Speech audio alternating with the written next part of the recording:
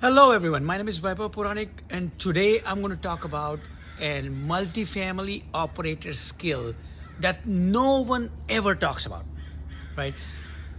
So normally when you talk about multifamily operator skills, right, you'll talk about all sorts of stuff, right? You'll talk about analytical abilities, you'll talk about experience, you'll talk about their team, you talk about lot of stuff.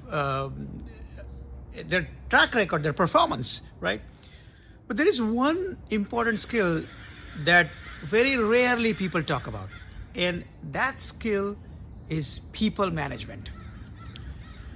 Believe it or not, people management is one of the most important skills for a multifamily operator.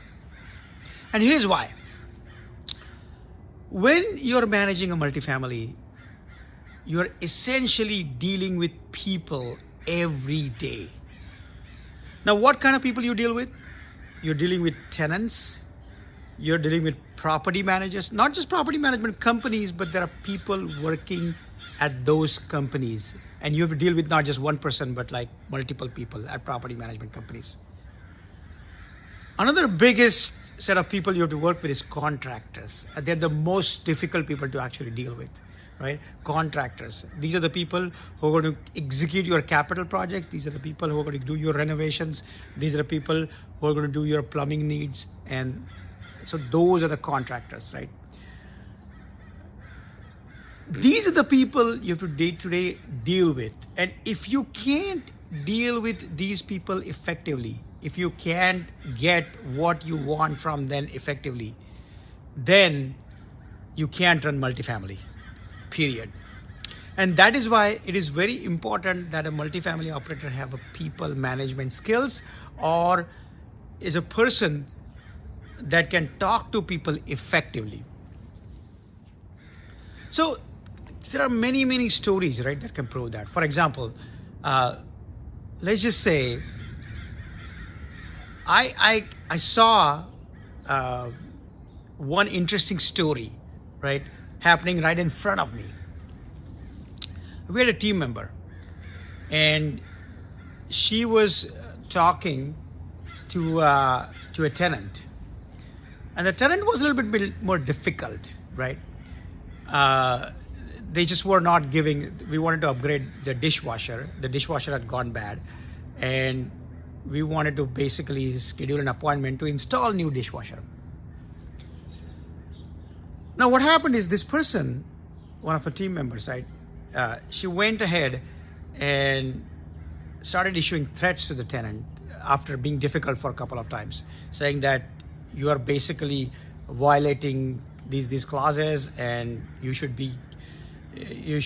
and the whole thing went south after that, because the tenant also then like threatened us to like go to whatever court or whatever, and things went south. Now, this could have been handled really in a better way, in my opinion. All we should have done is like, we should just ask them, well, what is the reason why you can't give us an appointment? And I did that actually. So I approached that person and said, what is the reason? Like, why are you not giving us time for installing dishwasher? And then she said, she just works a lot. She works at 2 jobs, and that's why she doesn't have time. And she had this one specific window on Thursday between 4 to 6 p.m. where she can afford to have somebody come in and install dishwasher. Now, of course, we could have done it without her as well. But we want to make sure she's at home available. Now we understood, and then we changed our vendors to deliver the dishwasher only during that time. And even these vendors, right, when they give you a window, right, for delivering dishwasher, they give you a window from like 4 to 6. And if they give you a window from 4 to 6, they'll go at 5:55, or sometimes they go at 6:30 from 4 to 6 window. So these things can happen. So then I talked to the vendor and made sure that the vendor knows the constraint of the tenant. So this is the kind of people management skills that are required, right? And because otherwise things go south. Otherwise, there is no communication, right? Good communication between tenant and you or whoever. Now, you're saying, why were we even dealing in this problem? That's because property management had given up on this tenant, right? And ultimately, we were able to make sure I go and install the dishwasher happily, right? But this is why people management skills or talking to people skill is very, very important in an operator. Not just operator, in their team members as well, as you can see from our experience, right? So there are difficult people everywhere, right? Tenants are difficult, contractors are difficult, right? And it doesn't mean you should raise your voice or the whole contract that I am giving you money and you should give me the service as desired just doesn't work in this world.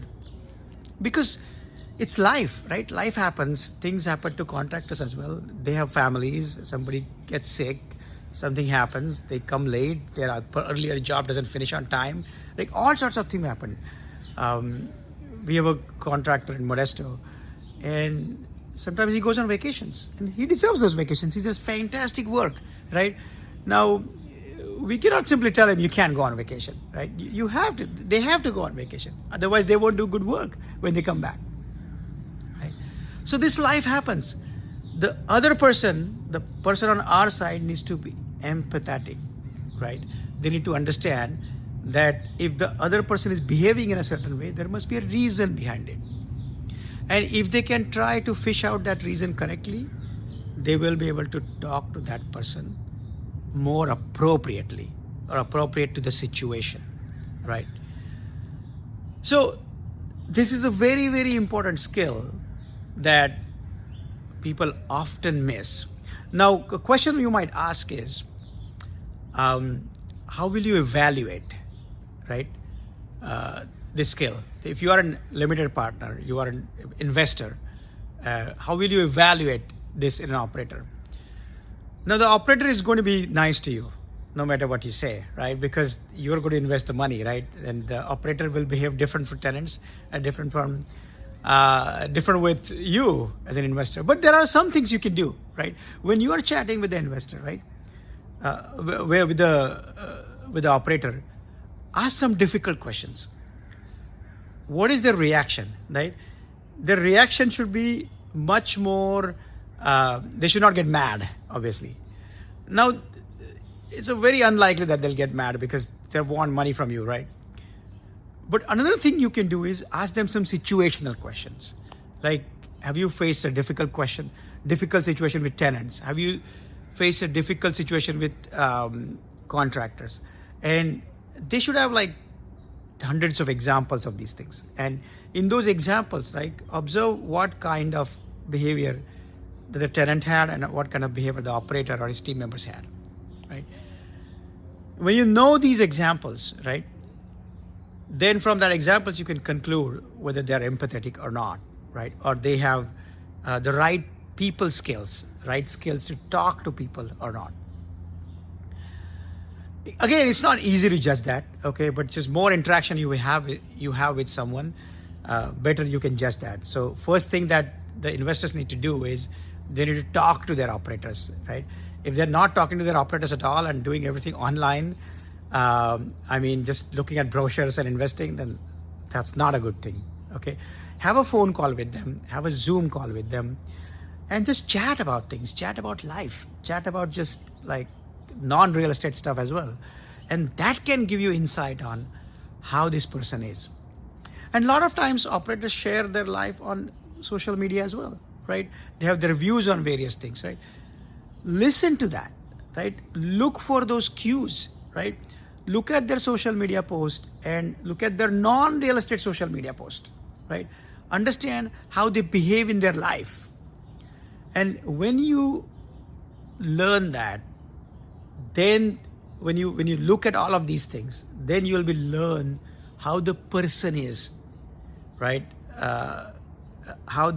What kind of person the operator is, and whether he or she is going to be empathetic or not, and whether they can talk to diverse group of people effectively or not.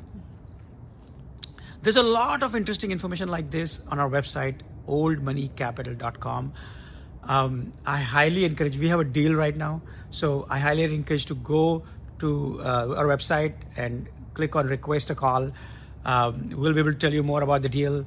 And if you don't know anything about multifamily syndication, then we'll tell you about multifamily syndication first before talking about deal, right? Our YouTube channel, if you haven't subscribed, please subscribe it. And we have a company page for Old Money Capital on LinkedIn, and our Instagram handle is Old Money Capital 123. Thank you very much for listening. I'll see you in the next video.